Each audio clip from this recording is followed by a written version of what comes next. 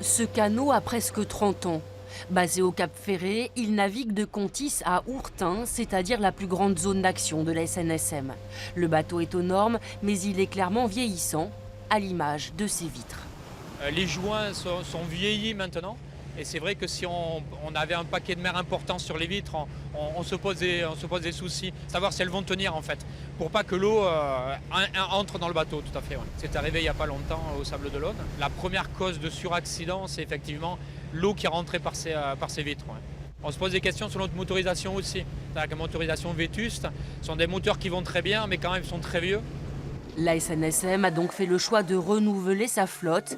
Désormais, le seul chantier girondin-Couache est en lice pour décrocher le contrat et construire ses bateaux équipés, entre autres, d'outils de navigation plus pratiques.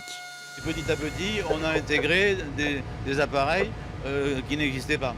Donc effectivement, c'est un peu disparate.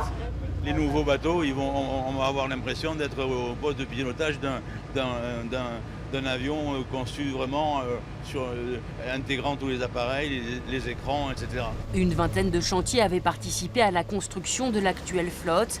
Dès la fin de l'année, un seul fabricant pour plus d'homogénéité et moins de coûts liés à la maintenance. Un seul fabricant qui sera tributaire des dons faits à la SNSM. Les finances de la SNSM reposent à 80% sur les dons des particuliers. Donc, il faut avoir une entreprise qui ait les reins suffisamment solides pour se permettre un programme industriel qui puisse avoir des fluctuations. 70 nouveaux bateaux sur les 10 prochaines années. Le premier sera livré à Noirmoutier. Ce canot appelé Touton sera lui remplacé en 2022 pour 1 million d'euros.